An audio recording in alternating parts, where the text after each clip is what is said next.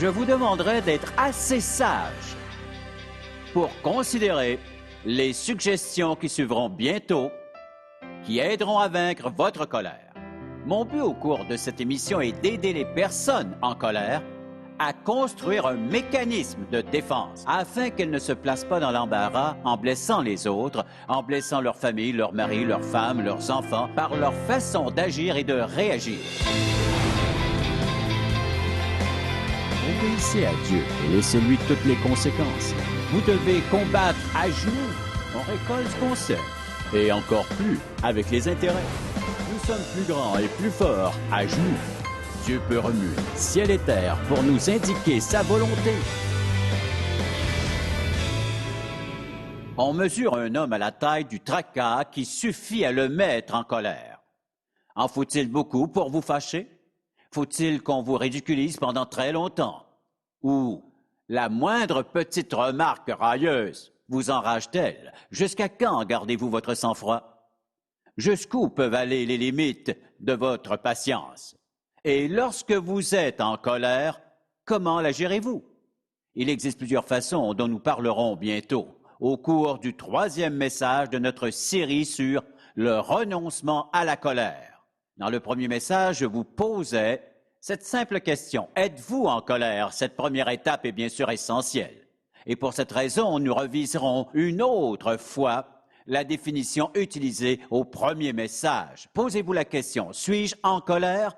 En vous rappelant notre définition, il est un fort sentiment d'intense déplaisir ou d'hostilité ou d'indignation résultant d'une expérience réelle ou même imaginée contre vous ou une autre personne. Cette colère est liée à une personne ou une chose importante pour vous. Vous ne vous fâcherez pas si cela vous laisse indifférent. Pendant que vous réfléchissez à cette question, rappelez-vous du fait que la colère en soi n'est pas mauvaise, car c'est Dieu qui nous a donné cette capacité. Nous avons tous été en colère et sans doute nous le serons encore. Donc la question n'est pas vais-je me mettre en colère, mais plutôt comment vais-je gérer ma colère? Car voyez-vous, la Bible ne dit pas qu'elle est un péché, mais elle peut devenir un péché si on répond mal à cette colère. Dans ce premier message, nous avons aussi parlé de sa nature même et des personnages bibliques qui se sont fâchés. Dieu s'est lui-même mis en colère plus souvent que tous les autres personnages bibliques réunis.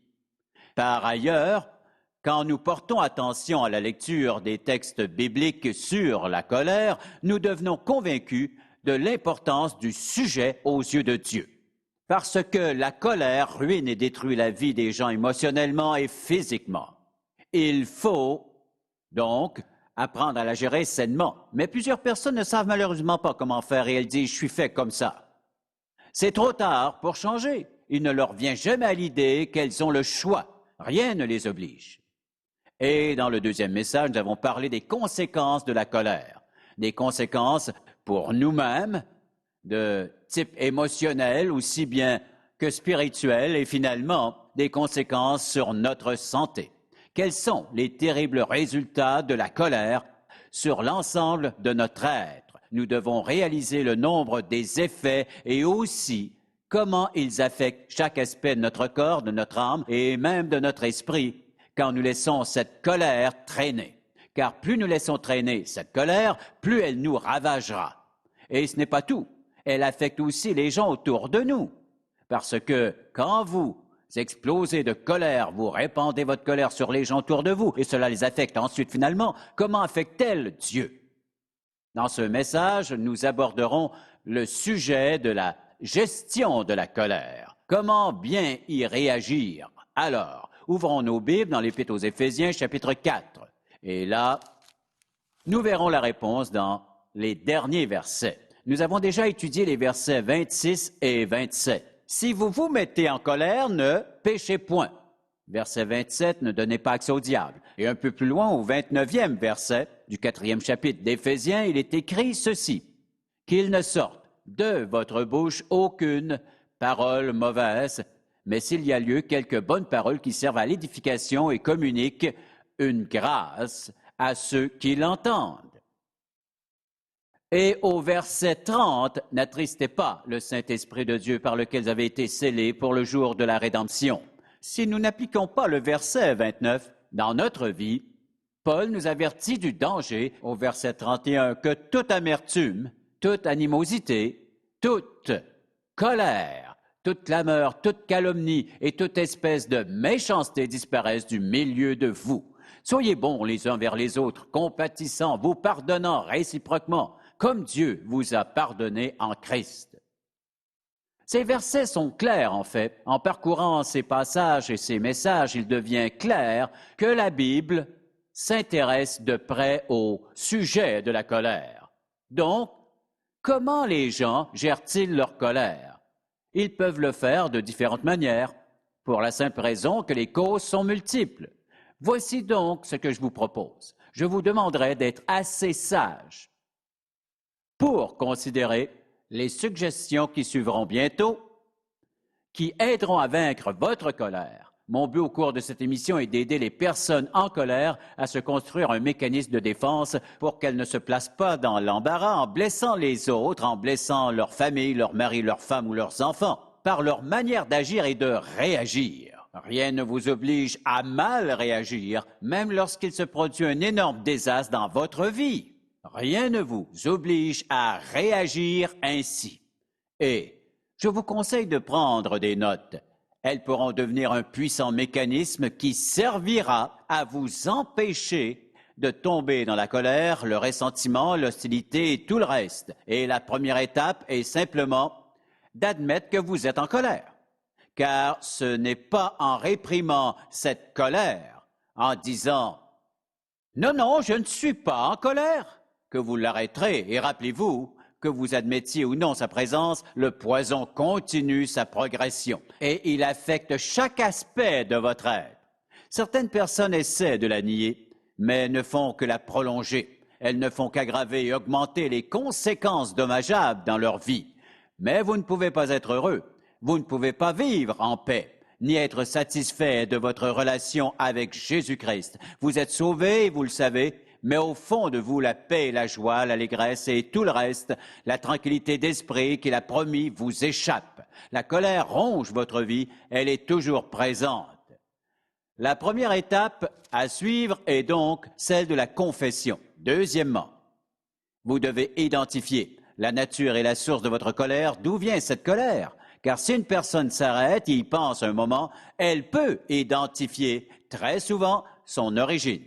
Que m'est-il arrivé? Que se passe-t-il vraiment?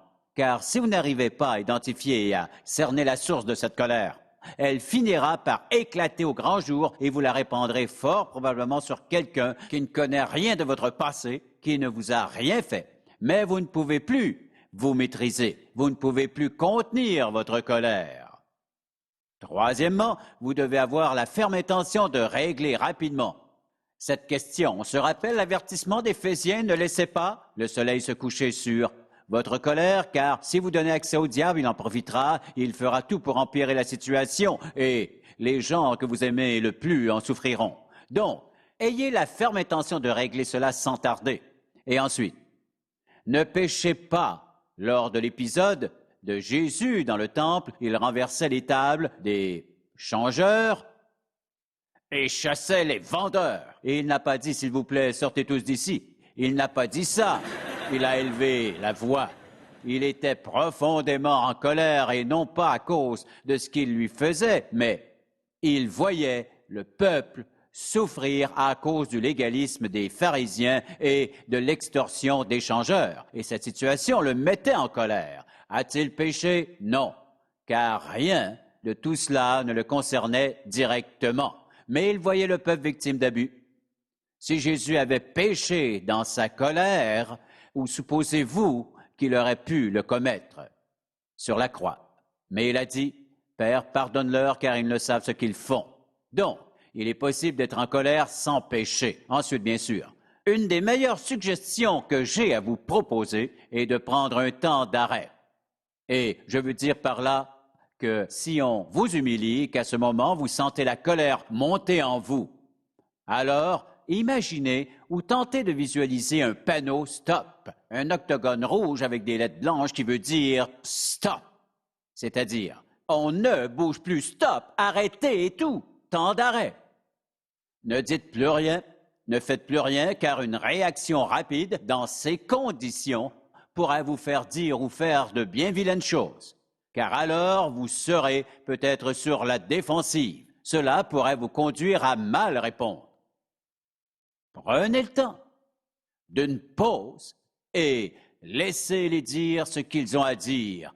Même si quelqu'un critique rondement vos paroles ou vos actions, laissez-le faire, laissez-le parler.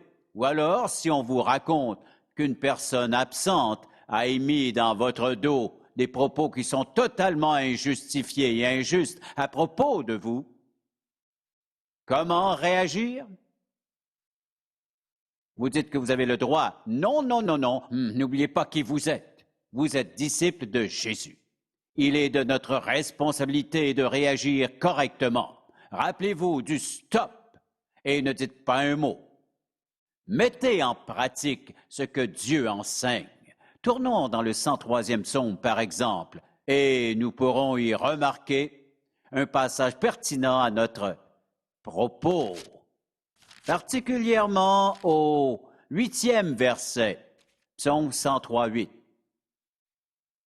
L'Éternel est miséricordieux et compatissant. D'autres versions traduisent plein de pitié et de tendresse, et ensuite lent à la colère et riche en bonté. Dieu est lent à la colère, et dans l'épître de Jacques, par exemple, on trouve au premier chapitre, au verset 19, la parole suivante, et je veux attirer votre attention sur 3 mots. Jacques 1, verset 19. « Sachez-le, mes frères bien-aimés, ainsi que tout homme soit prompt à écouter, lent à parler, lent à se mettre en colère. » Que veut-il nous dire?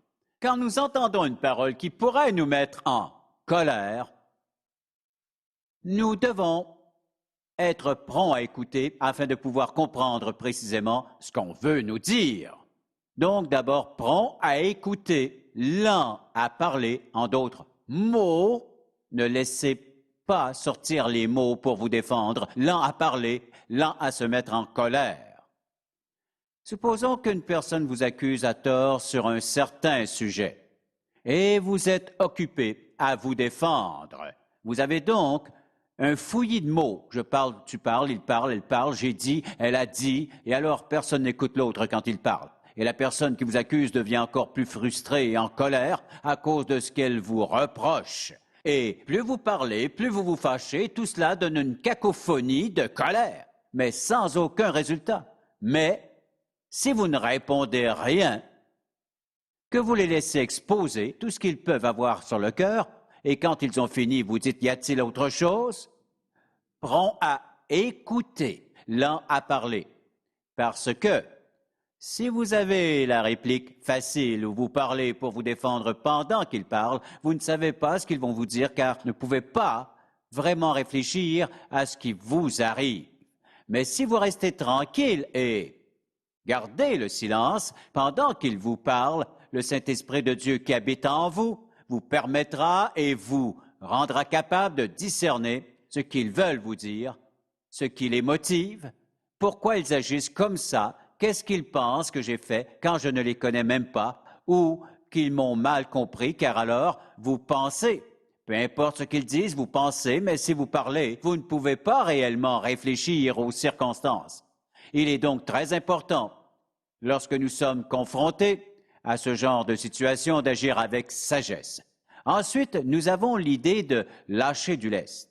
Certaines pensent que la meilleure manière de gérer la colère est de l'exprimer. Dans un sens, c'est vrai, mais en partie.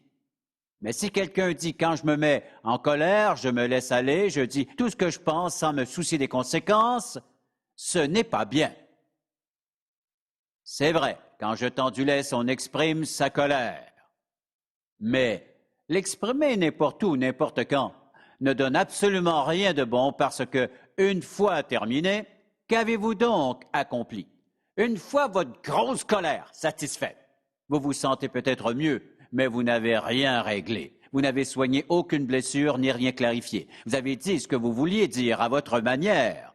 Et même votre psychologue pourra vous dire qu'il est bon de lâcher du lest. Certains prétendront même que c'est la meilleure façon de gérer sa colère, mais est-ce bien la volonté de Dieu? Parce que Dieu sait qu'il n'est pas sage de dire tout ce qui nous passe par la tête, n'importe où, n'importe quand. Or, j'aimerais vous faire une suggestion qui vous permettrait de lâcher du lest, mais correctement. Voici ce qu'il faut faire. Essayez d'être seul. Dans votre chambre, dans votre salle de prière ou même dans votre salle de bain, mais vous devez être seul afin que personne ne vous entende. Quand vous êtes seul, ouvrez votre Bible, agenouillez-vous et dites à Dieu tout ce qui vous passe par la tête. Dites-lui, ah Dieu, j'en ai ras-le-bol et je n'en peux plus. Je ne les aime pas, je ne veux plus les voir, je me fiche de ce qui pourrait leur arriver. Dites au Seigneur tout ce que vous pensez à lui dire. N'ayez pas peur que Dieu se fâche. Rappelez-vous le passage de tout à l'heure, il est lent la colère. Premièrement, il connaît votre pensée et aussi vos sentiments. Il sait exactement ce que vous ressentez présentement et pourquoi. Il sait qu'une partie de votre frustration peut être légitime. À ce moment, il sait que vous lâchez du lest et il comprend cela. En d'autres mots, si vous devez lâcher du lest, lâchez-le avec Dieu. Car alors, vous ne ferez de mal à personne, vous n'agirez pas en insensé, car la Bible enseigne ceci. Celui qui est prompt à la colère fait des sottises. Donc, après avoir lâché du lest, nous devons renoncer à la colère. Mais comment? Car chez certains, elle est là depuis longtemps. Mais si c'est impossible, ces versets ne se trouveraient pas dans la Bible. Dans Éphésiens chapitre 4, verset 31, lisons donc ce premier passage. Dans Éphésiens, nous irons ensuite dans l'Épître aux Colossiens. Éphésiens 4, 31. Que toute amertume, toute animosité, toute colère, toute clameur, toute calomnie et toute espèce de méchanceté disparaissent du milieu de vous. Le mot disparaître peut être traduit par lever et déplacer, une chose qui n'est pas à sa place. Si vous êtes croyant, vous avez en vous la puissance du Saint-Esprit pour dire, Seigneur, je déplace ça, je ne veux pas ça dans ma vie, je décide de le faire disparaître par ta grâce et ta bonté. Or, il restera certaines choses à régler, cela ne réglera pas tous les problèmes, mais la majeure partie est de faire disparaître. Nous pouvons maintenant lire le deuxième passage dans l'Épître aux Colossiens, chapitre 3, pour compléter cette première idée que nous venons de voir. Dans cette Épître aux Colossiens, nous lirons le verset 12 du chapitre 3. Ainsi, donc, comme des élus de Dieu, c'est-à-dire nous, saints et bien-aimés, revêtez-vous de sentiments de compassion, de bonté, d'humilité, de douceur, de patience. On peut voir le contraste entre Éphésiens et Colossiens. Au lieu de faire disparaître, on s'habille comme avec un vêtement. Dans Éphésiens, on enlève, fait disparaître. C'est la signification du mot grec original. On fait disparaître l'animosité, la colère et la clameur et tout le reste pour se revêtir de sentiments, de compassion, de bonté, d'humilité et ainsi de suite. Mais soyons attentifs. Dieu n'a pas dit qu'on pouvait les faire disparaître par nos propres moyens, mais nous le pouvons par la puissance de son Saint-Esprit. Il nous donne la puissance de les faire disparaître et ensuite, après les avoir fait disparaître, il nous suggère de les remplacer par autre chose, car lorsque nous sommes en colère, nous pouvons remplacer cette colère. Mais alors, avec quoi? Toute colère est en fait une forme d'énergie. Et il est alors tout à fait possible de transformer et même de diriger cette énergie dans la bonne direction. Elle peut alors être profitable. Par exemple, lorsque vous vous êtes vraiment mis en colère et que ça bouillonne, vous avez le choix entre laisser exploser votre colère ou laver l'auto, ou encore aller jouer au golf, ou faire le ménage dans votre garde-robe. Vous voulez faire cette tâche depuis longtemps et vous êtes tellement enragé que vous pourriez faire le ménage. Par contre, n'allez surtout pas magasiner. Ce n'est pas la bonne façon de divertir votre énergie. Car si vous partagez un compte conjoint avec votre mari ou votre femme, cela peut augmenter la colère dans le couple. Il serait davantage recommandé de vous consacrer à un passe-temps, quel qu'il soit. Redirigez cette énergie parce que vous avez déjà décidé que vous n'alliez pas laisser exploser cette énergie qui est en vous. Vous pouvez la remplacer. Cela pourrait-il être bénéfique? Quels sont les bénéfices de la colère? Car il y en a. Quand vous êtes en colère, vous savez que quelque chose ne va pas au-dedans. Quelque chose doit être réglé. Cette partie est bénéfique, car elle est comme un baromètre qui vous montre ce qui se passe. Un deuxième bénéfice de la colère est que Dieu l'a placée dans nos cœurs. Il nous est possible de nous mettre en colère, car il arrive parfois que cette colère nous pousse à l'action. Nous voulons faire bouger les choses. Supposons que vous savez qu'une tâche doit être faite et que quelqu'un devrait l'avoir fait depuis longtemps. Vous êtes en colère et vous prenez la décision de régler cette question vous-même. Voilà donc un autre bénéfice de la colère. Ensuite, vous devez avoir l'intention de prévenir toute répétition. Je ne veux pas dire par là qu'il vous faut faire en sorte de ne plus jamais vous mettre en colère de toute votre vie. Non, ce n'est pas souhaitable, ni correct. Mais nous pouvons mieux réagir à notre colère. Rappelons-nous que l'indignation est une forme de colère pour le bien des autres, pour le bien de la collectivité, de la famille, pour le bien d'une personne. Mais la rage et le ressentiment sont des péchés. Alors, comment pouvons-nous les prévenir? Nous pouvons les prévenir de la manière suivante. Je vous ai donné plusieurs indices jusqu'ici, environ 10 ou 11, et j'aimerais vous en donner quelques autres, mais avant cela, vous pouvez prévenir les accès de colère en décidant comment réagir quand vous sentez monter la colère. Vous pouvez le faire. Vous vous rappelez sans doute du panneau de signalisation stop qui est facile à retenir. Quand vous sentez la colère monter, stop, arrêtez. Pressez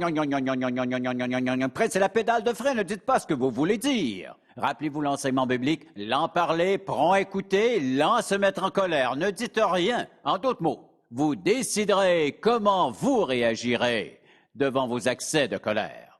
Ensuite, décidez comment réagir devant cette personne ou cette situation. Vous déciderez comment réagir, car vous avez le choix. Vous pouvez choisir entre les différentes suggestions qui vous ont été proposées jusqu'ici. J'aimerais vous donner un dernier conseil. Éloignez-vous des gens en colère. Vous pensez peut-être que ce n'est pas toujours facile, mais regardons ensemble Proverbe 22. Proverbe 22, verset 24. Ne fréquente pas l'homme ou la femme colérique, ne va pas avec l'homme violent ou la femme violente. Que devons-nous comprendre? Ne va pas avec de telles personnes, c'est-à-dire ne commence pas de relation avec elles. Et deuxièmement, ne te marie pas avec ces gens. Et pourquoi? De peur que tu ne t'habitues à ces sentiers et qu'ils ne deviennent un piège pour ton âme. Dieu s'exprime clairement dans ses enseignements sur la colère. Mais supposons que vous vivez avec une personne en colère. Nous verrons cela la semaine prochaine, mais avant de conclure, je vous propose ces 2 derniers conseils sur la colère.